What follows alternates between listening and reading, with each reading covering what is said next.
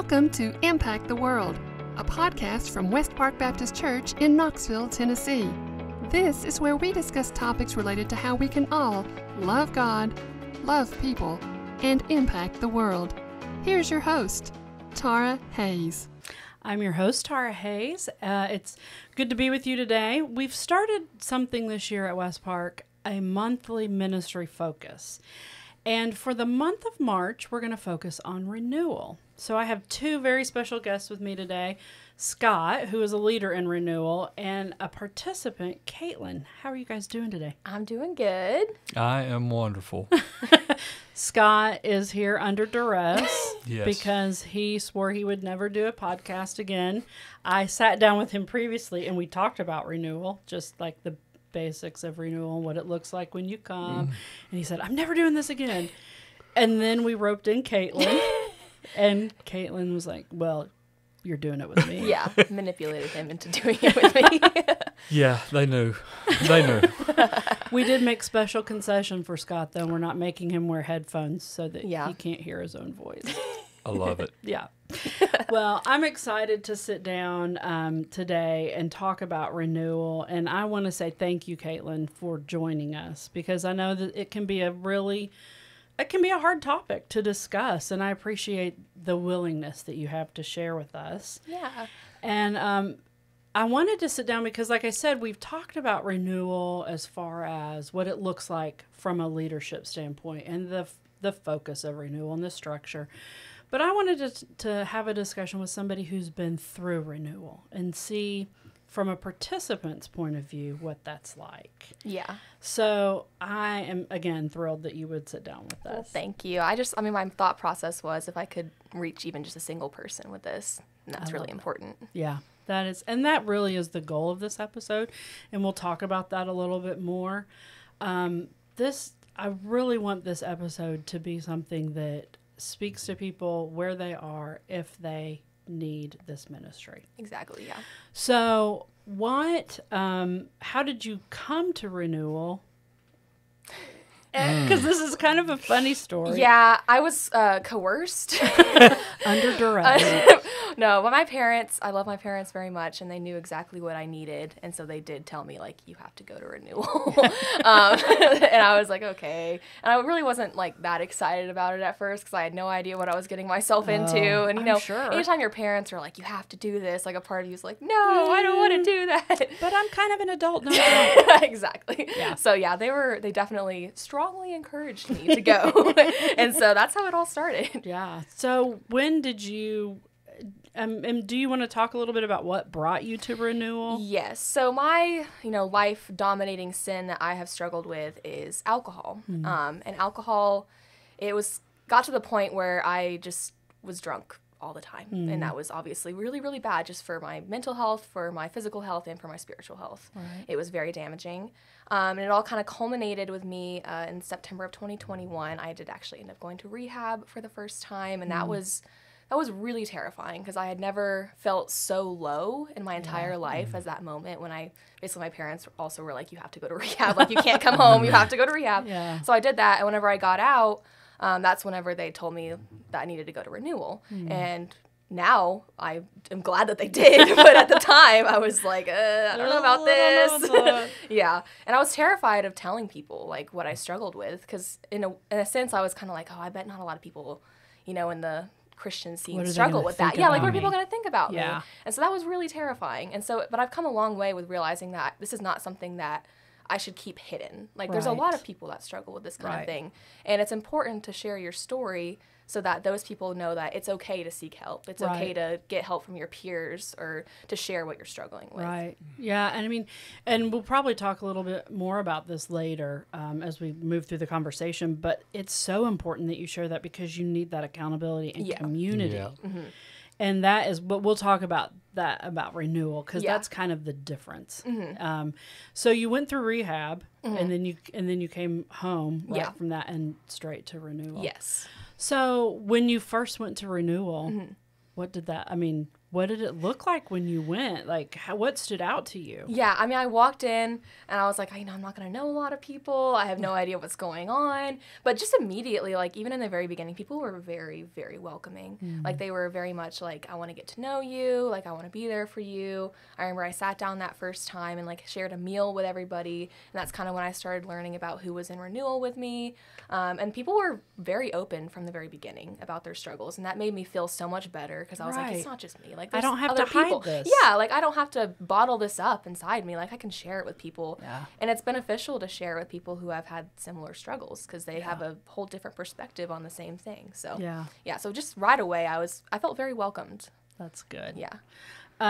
So what does I can see that the meal is an important aspect of that because you're just getting to know people personally on a personal level, and you're building that trust so you can have accountability with each other and have community and know I'm not alone in this struggle. Yeah. And you know that people will probably all have different struggles, but we're all struggling.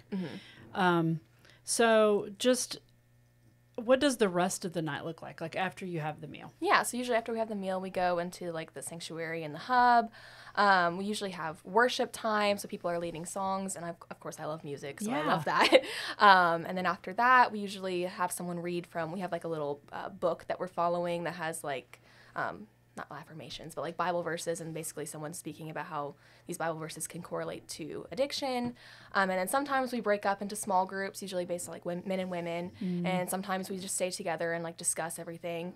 But that discussion time is a great time not only to reflect on what our book is talking about, but also to share anything personal that we might need to get off our chest, or maybe even just ask people for advice. Yeah. Yeah. So did you find that, were you a little surprised that people were so open about what their struggle was and how readily they would say, here's my issue? Yeah, because at first I didn't want to tell anybody. Like I was like, nobody should know.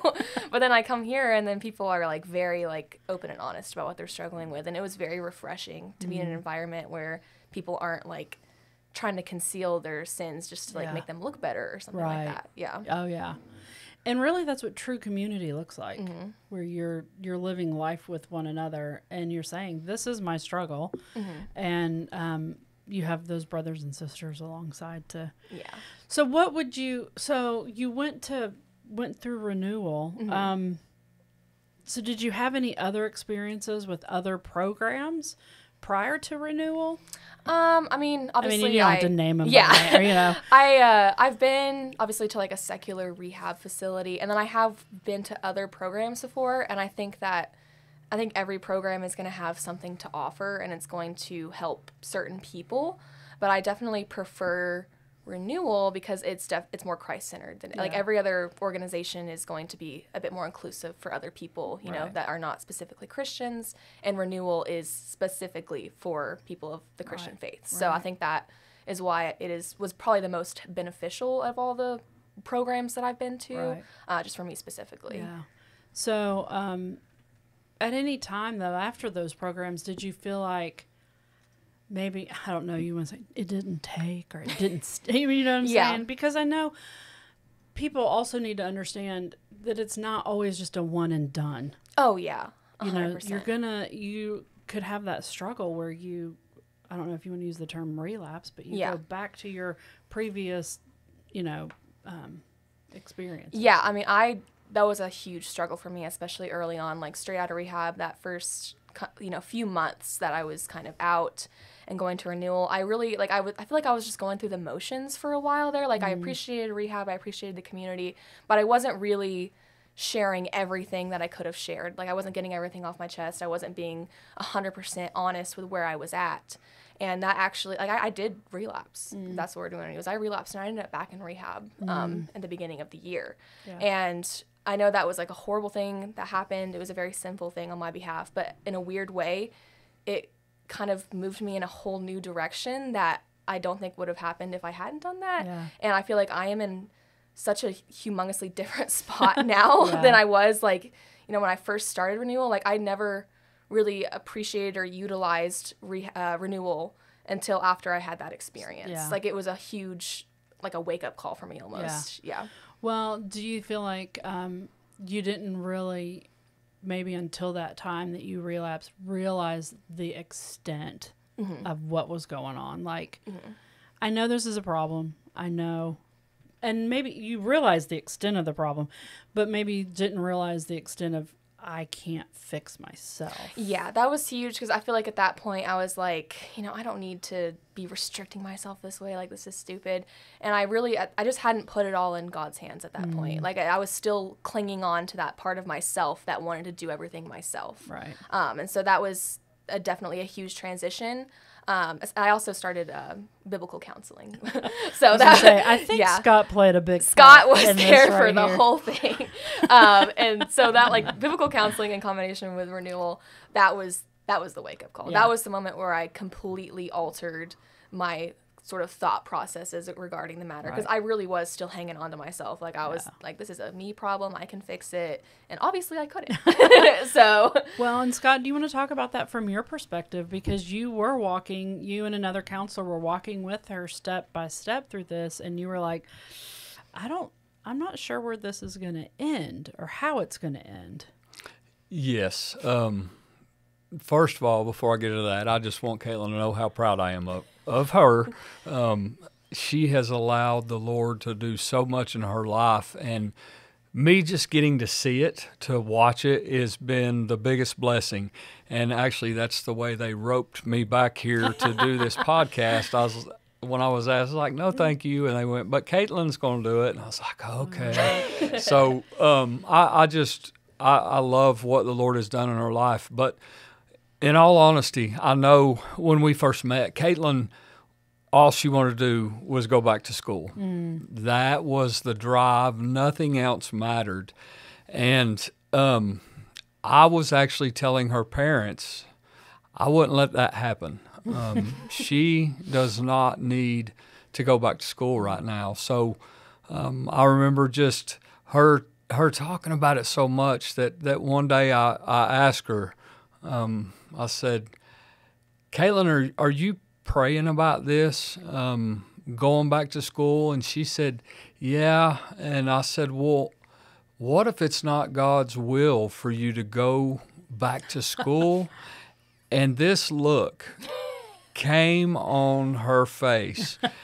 And I looked at the other person who was counseling, and I was like, uh-oh.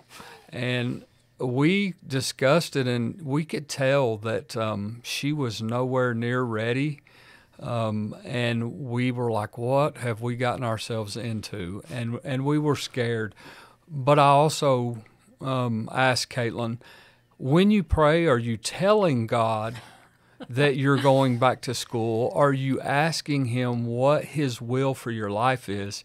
And to me, that was where the whole shift went, because Kaitlyn admitted she had been telling God she's going back to school, but when she began asking for his will of her life, just not school, but everything, something changed in Kaitlyn, and it was amazing watching her come into Renewal and kind of just sit there and look at everybody too.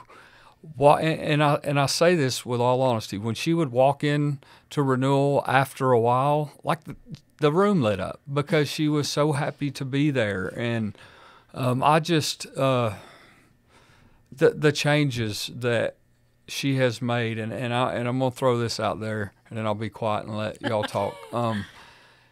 Probably Kaitlyn has been the biggest change that I've ever got to experience through Renewal, through counseling and God working on their life. And the change has been just, there's no explanation except for God.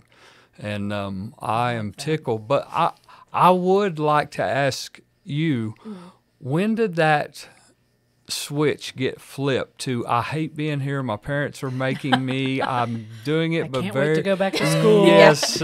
When did that happen for mean, you? there was a lot of things that happened. I feel like whenever you asked me that question, I was like, how are you praying about this? That was a huge wake-up call. Because I was like, you know what? You're absolutely correct. I'm not praying about this, like, in the right way. I'm literally just like, all right, God, I'm going to school. Can you help me out here? Looking for the rubber stamp. Yeah.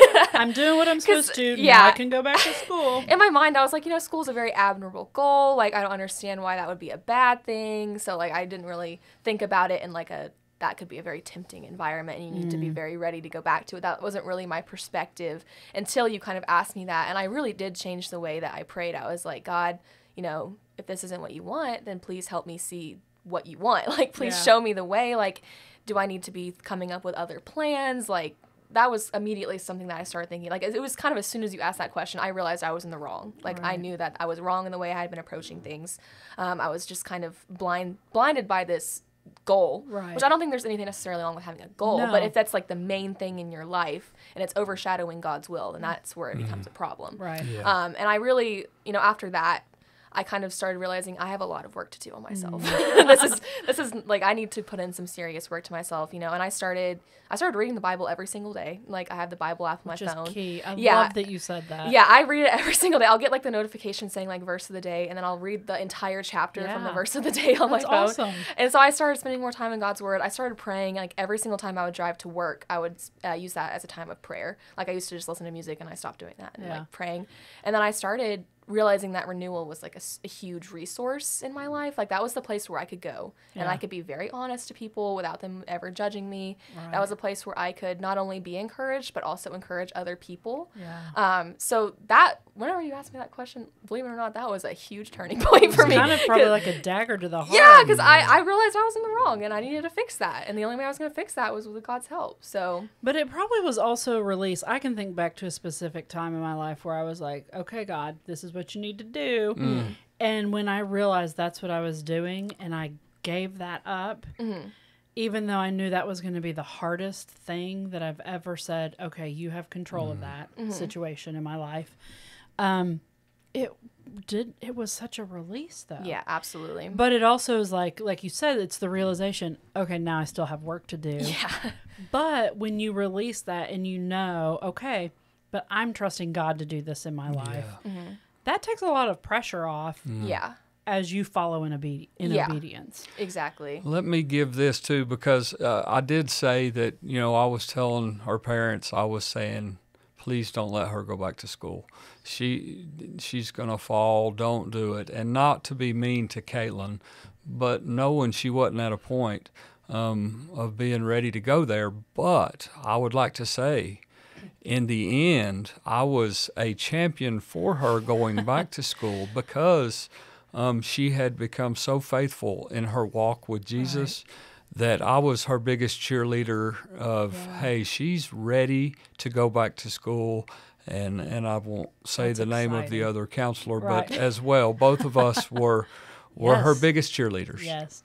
So how did that look different when you went back to school then? I mean, it was terrifying. I was appropriately scared to go back to school, which I think is a good thing to be a little nervous. Which is good because earlier you were like, I'm going to school no matter what. And then when it finally came up and I had so much time to reflect and to grow closer with God, and I had really like done this thing where I was trying to like be okay with not going to school. Right. So every time a hurdle would come up, like in my journey to going back to school, I'd be like, okay, maybe you should just be okay. But then of course, God would open another door. There would be another avenue, and like it was almost insane how many times like I would think, okay, maybe this is not going to happen, and then just like a magical God-given opportunity would come up that would like help me get back on track. It was pretty insane. But awesome. going back to school, it was scary, but I'm so glad that I did it. Like, it's difficult. I'm not going to lie. I'm having a hard time, but I feel very blessed, and I feel like I live like I have a very structured life, if that makes sense. Like, before I was just kind of doing whatever I want, and now, like, I wake up on time, I do my homework, I go to church, I go to group meetings. Like, I do things that in the past, like, seemed, like, really difficult for me to do. So I feel like I'm so glad that I went back because now I have this amazing opportunity to, like, live my life up to God's potential. And, like, you know what I'm saying? Like, I just, it's just kind of insane. That's so exciting. Yeah. I'm trying not to get teary. Scott knows. I cried the last time we talked. And so many people that listen are probably like, is she going to cry on every episode? Maybe I will. But I love this because I want people to hear this, that there is hope to change in the Lord. Oh, 100.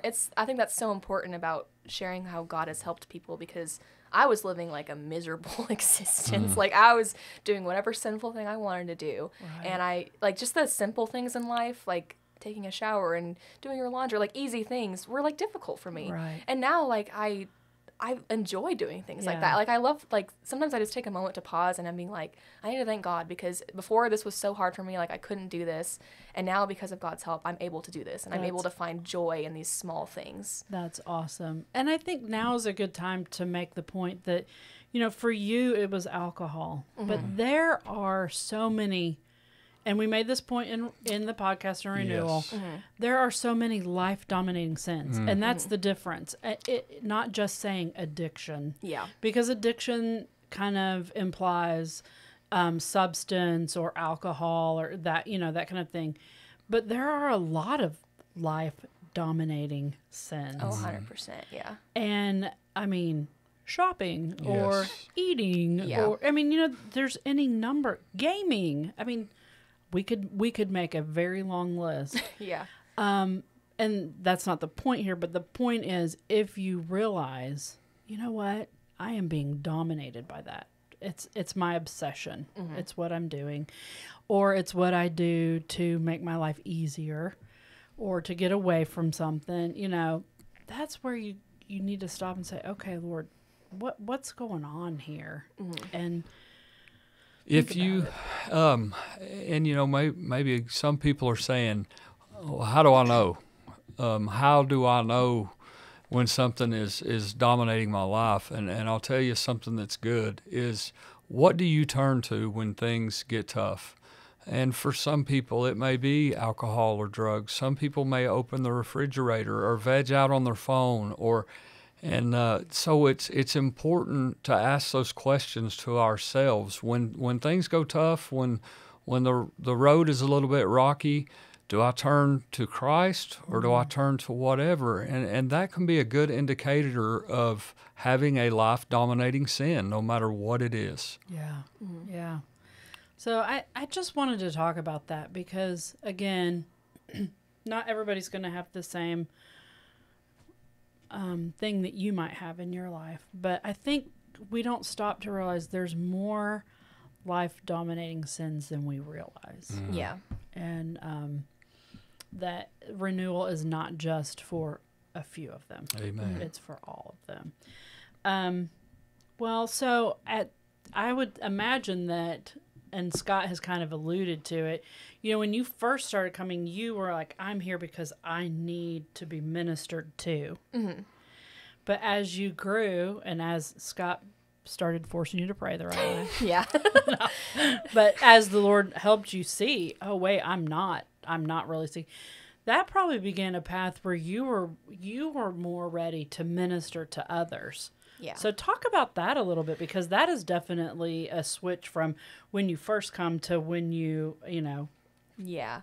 I mean, I feel like I'm never done being ministered to. Like, that is a continuous journey. But I think you kind of reach a certain point where you feel like the Lord has helped you to get to a point where you can help share with other people. Yeah. And I think the big turning point for me was when I gave like my full testimony in front of everybody in Renewal. And that was obviously terrifying. Like I knew these people like very well. Like they knew what I struggled with, but they didn't hear like all the dirty details of everything. So that was really big for me whenever I shared that. But I remember I felt like so empowered afterwards. Right. Like it felt so nice to have people that like knew me to my core. Like they knew everything about my story. They knew about my journey in Christ. And a lot of people came up to me and told me like, that was really encouraging. Like, I really appreciate that you shared that. And I realized that was kind of a moment where I did realize that it is important to talk about this. Yeah. Like, for a while, I didn't want anybody to know. Like, I didn't want anyone to know what was wrong with me or where I was for a couple months. Like, nothing. Where'd you go? Yeah, like what happened to me?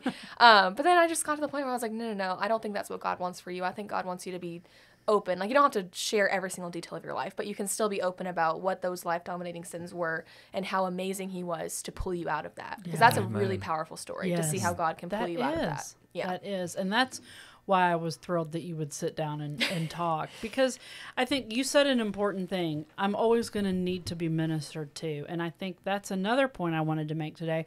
We're always, sometimes you are the person that really, really, really is in a spot where you cannot pour anything out into anybody. Mm-hmm. You need to be ministered to, and the Lord needs to work on you and your heart. But for the most part, as we continue our path with our relationship with the Lord, we're in both places. We need to be ministered to, but we also need to have that time where we're ministering to people. Yeah. So I think that is I would say to Scott would say, that was a huge indicator that you're in a good place. Yes, absolutely. I even went to her. There was some new people who were coming to Renewal, and I thought that Kaitlyn would be able to speak into their lives. So I actually went to Kaitlyn and said, hey, I need you to give some of that back. Yeah. And she was very willing to do so. Well, and that's encouraging to you, Kaitlyn, because okay, not that you're trying to please anybody or earn anything, but you're like, I am, the Lord is allowing me to really have grown in these areas, and I am doing better, and I'm in a good place. I mean, I think that's one of the greatest gifts that God can give you is allowing you to use your story to help somebody else. Right. Like, that's a fantastic blessing to have. 'Cause I feel like everybody has their own individual stories, and I think God could use every single one of those stories to help somebody else. Yeah. So that was really a good feeling to know that I had gotten to the point where I could help other people. Amen. And that's something that I would love to, in the future, to get more into, is to, help out with more ministries and help share that story. And just, even if I could help just a single person, I feel like that's why it's so important. I love that. We're ready for Kaitlyn to come back to West Park after school's over. Right, we're going to put her to work. Just a few more months. Well, I know I love it when you're here, just to be with you in worship. Yes. It's great. Wow. I mean, what an amazing testimony of God's grace. And again, I think it's important that what you said about we each have a story, and God's given us our story for a purpose. And I think we can be tricked into, my story doesn't matter. That's one way that we, what God's doing in my life doesn't matter. Or I shouldn't tell mine because it has some questionable parts to it. Yeah. But I think as we hide that, we're not serving the Lord with that. And the enemy is using that to keep you kind of in that place of, I don't want to say bondage, but you're stuck, And that is not at all what the Lord intends. So it's exciting. It is exciting. Again, I love that you've said that. Is there anything else you want to tell us about Renewal? Well, I mean, I can't recommend Renewal enough. Because, obviously I had a bit of a slow start. I enjoyed it from the beginning. But I think a part of it was I'm being forced to go here. You know what I'm saying? I don't... What in the world? I enjoyed it, but I also, I don't know. So... I mean, I just can't recommend it enough because it doesn't matter what your sin is. It can be alcohol, it can be drugs, it can be literally anything else. Yeah. Food, video games, anything. Yeah. Anything that you're putting above God is a life-dominating sin. And I think it's important to go into an environment like Renewal where nobody's going to judge you. You can be anonymous. Nobody's going to tell anybody that we're not going to put everybody on a podcast. Yeah, I'm the exception. Nobody else has to go on a podcast and talk about it. So it's just important to have that environment. And it's so amazing when people go and they get all that off their chest. You can just tell they feel better about maybe just crying a little bit, maybe saying something that's just been weighing down on them. Whenever they get that off their chest, you can tell they immediately feel better. And it's so encouraging hearing people talk about not only the things that they're struggling with, but how God has helped them in those things. Even if it's a small baby step in their life, it's still really important. It's important. Yeah. So I can't recommend people go there enough. I wish everybody that struggle would go to Renewal. I know Scott, I don't know if he would appreciate having 100 people in there, but I'd take them. I would take them. Bring them on. Yes. Yes, I can't recommend it enough. He would not fight that. No. Well, it's been awesome to sit down with you today, and I am very proud of you. And excited, very excited to see what God's going to do, because I believe truly He's got great things. Me too. I didn't used to feel that way. I used to be terrified for the future because I didn't know what was going to happen to me. And now no matter what, life throws at me, I know God's going to be there for me. I love that. That makes me so happy. So I can't wait. When will you graduate? My plan right now is for the fall. Okay. So in December of 2023, hopefully I will be a college graduate. That's going to be here before you know it. Oh, I know. I can't tell if I want it to be there or if I need to enjoy this time or I don't know what's going on. Yeah. You're torn. Yeah. Well, good. Well, we're excited. And, I wouldn't be sad if the Lord brought you back to Knoxville. Yeah, I know. I mean, I'll be here over the summer. Okay. So, yeah. But I also know that you're studying something that's not just, you can't just go anywhere to get a job. Unfortunately, yeah. So this is my only Sometimes option. it doesn't pay to be smart, does it, Scott?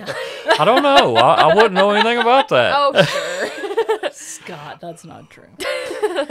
Well, again, thanks for being here today. Thank you, Scott. I know that you didn't want to be, but we're very glad that you were. Yes, thank you, Thank you. Scott. Yes. It means a lot to me and to Kaitlyn that you were here. Yes, it Well, does. thank y'all. But if there's anybody listening that is curious about Renewal, please reach out to us. The best way to get in touch is to go on the website, and you can look under the ministries tab and find it. And we would love to help you if you have a need in your life, because as you've listened to Kaitlyn, you have to see and agree that we know that God can do anything.